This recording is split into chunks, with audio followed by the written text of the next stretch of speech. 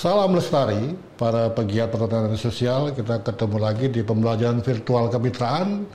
Sekarang masuk ke materi satu sesi kedua tentang lanjutan sustainable livelihood dan pengembangan ekonomi. Jadi memang kemarin kita sudah bahas tentang relasi antara SL dan PE. Jadi kita memang fokus nanti bakal ke sini, banyak ke PE atau ke sini ya. Jadi sebelum masuk ke sini saya akan ajak teman-teman untuk melihat gambaran besarnya seperti apa ya di sini nih.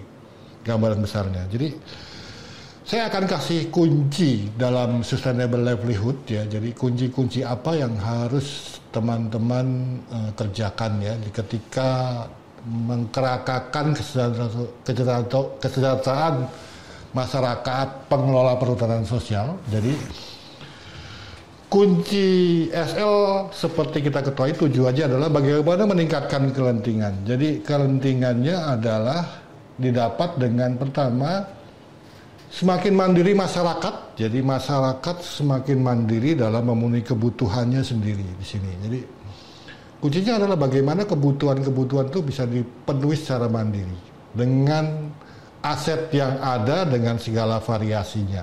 Jadi kita punya aset tadi, kalau kita lihat peta kemarin kan, kita sudah mengidentifikasi aset alam kita, ada area perlindungan, area pemanfaatan, ada wilayah di sini ada hutan desanya, ini ada wilayah luar hutan desa. Jadi kalau kita manfaatkan ini dengan beragam, menghasilkan produk yang beragam, maka untuk pemenuhan kebutuhan yang beragam, maka semakin tinggi tingkat kelentingan masyarakatnya. Itu kunci yang pertama. Jadi memang diversifikasi jadi kunci di SL ini. Walaupun mungkin skala ya, bicara skalanya tidak bisa terlalu besar. Kenapa demikian? Karena konteks SL selalu pemenuhan subsistensi gitu ya, bukan untuk cash, bukan untuk pengembangan ekonomi. Kemudian semakin beragam sumber penghidupan dengan beragam aset, baik untuk subsisten maupun pendapatan, maka semakin tinggi resiliensinya terhadap konteks yang merentankan. Ini kunci yang kedua. Jadi keragaman pola produksi yang penting.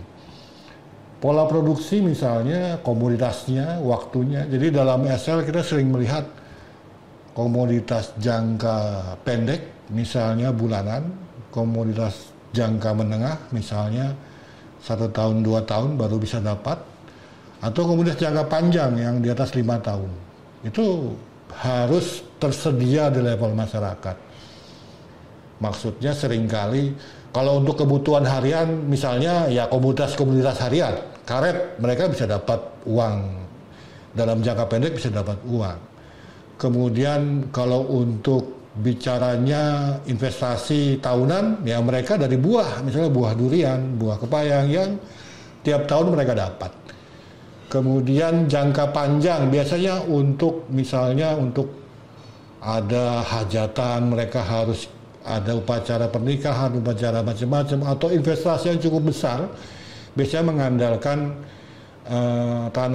pola-pola tanaman yang bisa dapat uang banyak, tapi waktunya cukup lama menunggunya untuk panen. Misalnya nanam sengon kah, atau tanaman keras lainnya. Jadi itu pola-pola semakin beragam, semakin masyarakat punya pola seperti itu, maka semakin tinggi kelentingannya. Jadi sekali lagi, bagi SL, dalam waktu sekalipun, konteks waktu, jangka pendek, menengah, dan panjang, keragaman jadi hal yang penting. Maupun variasi aset SDA yang digunakan. Jadi, kalau bisa kita bicara tadi, ya, variasinya semakin beragam sumber pendapatan, tidak hanya dari area pemanfaatan saja. Jadi misalnya, kalau bicaranya mereka masyarakat tergantung hanya dari area pemanfaatan di sini, ketika ini ada terjadi sesuatu, maka masyarakat jadi tidak penting. Sehingga variasi pendapatan harus dikembangkan dari sini, dari area perlindungan, mungkin juga dikembangkan dari area di luar HD. Jadi HD itu bicaranya juga tidak melulu di kawasan hutan desanya, tapi di wilayah desa yang berbatasan dengan hutan desa juga boleh dikembangkan. Jadi bisa dari sini juga. Jadi kalau bagi sustainable livelihood, keragaman ini juga penting. Komunitas dari sini, komunitas dari sini, dan komunitas dari sini. Dari area permanfaatan, area perlindungan, dan area di luar hutan desa. Dari sungai, dari tembawang, dari kawasan hutan, jadi seperti itu. Jadi semakin variasinya semakin tinggi, maka mereka bisa lenting. Nah itulah kunci dari livelihood, diversifikasi sekali lagi. Jadi bagaimana komunitas itu bisa beragam. Nah, kalau di livelihood kita mengenal beberapa berdasarkan strategi livelihood istilahnya, strategi penghidupan. Jadi strategi penghidupannya ada 4 ya di sini, ada 4 di sini. Yang pertama intensifikasi, yaitu bagaimana komunitas yang ada dikembangkan melalui peningkatan hasil produksi persatuan luas. Jadi caranya bisa penambahan modal, jumlah tenaga kerja, keterampilan, infrastruktur, input produksi. Jadi seperti itu. Jadi saya kasih contoh, misalnya di sini sudah ada tanaman lada misalnya di area pemanfaatan, ada tanaman lada di sini. Jadi intensifikasi adalah di area pemanfaatan ditambah tanaman ladanya bisa, atau dikembangkan budidaya lada yang baik pakai GAP juga bisa.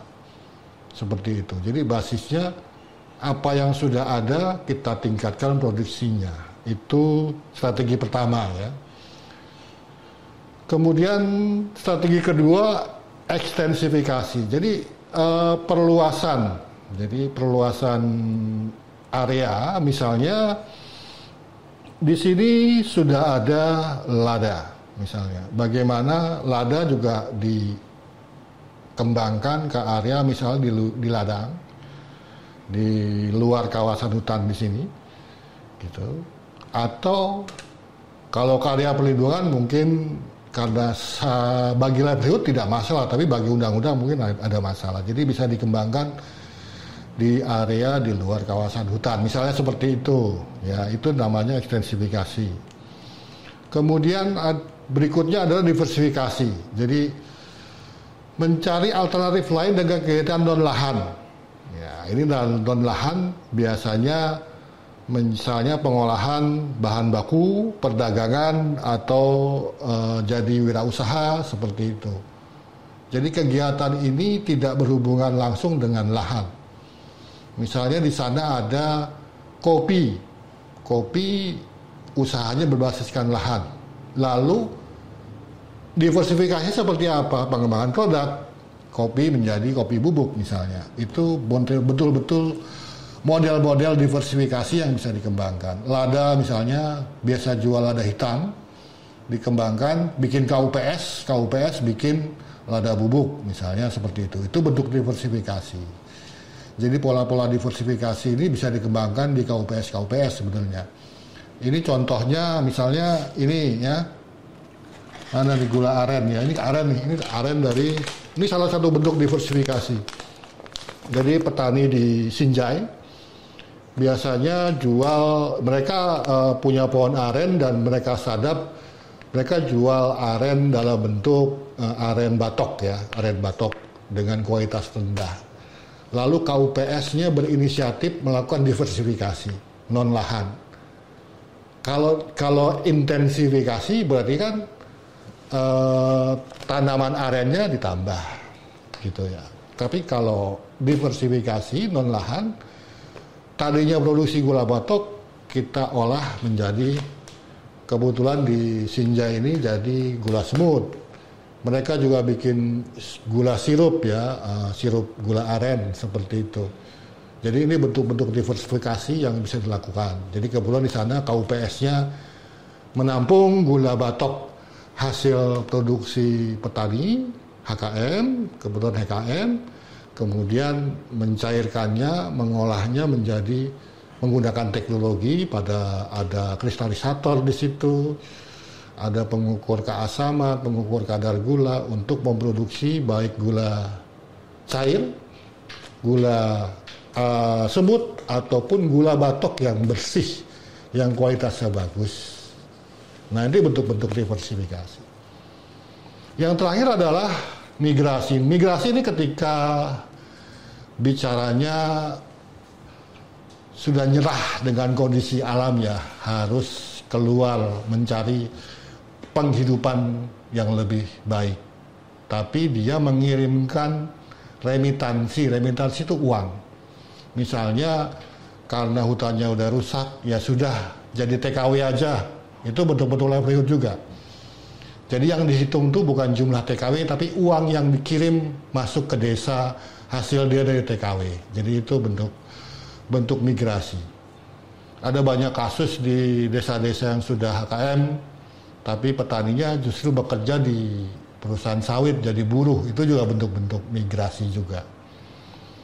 Juga bagian dari strategi livelihood. Jadi itu livelihood. Jadi livelihood bicara keragaman. Nah, kalau pengembangan ekonomi biasanya komoditas livelihood yang menghasilkan uang, misalnya tadi karet, kita coba cari 1-2 produk di mana itu kita bisa fokus mengelola secara efisien, secara baik untuk mendapatkan uang cash. Jadi seperti itu. Pengembangan ekonomi tidak bicara semuanya, bicaranya 1-2, mungkin 3 masih bisa ditolerir. Kemudian bisa saja komoditasnya lama, seperti kasus tadi ada karet, ada lada, ada macam-macam. Atau komunitas baru berdasarkan nanti kita lakukan mapping pasar, berdasarkan pasarnya yang bagus apa sekarang. Kalau tidak ada vanili, mungkin porang yang lagi bagus sekarang, atau yang lain itu bisa juga. Jadi biasanya pertimbangannya pertama itu pasar kalau pengembangan ekonomi, walaupun karena kita bisnis hijau ya, pertimbangan lingkungan, sosial dan teknologi juga nanti kita kasih sebagai bagian untuk menentukan skor, dan ini pun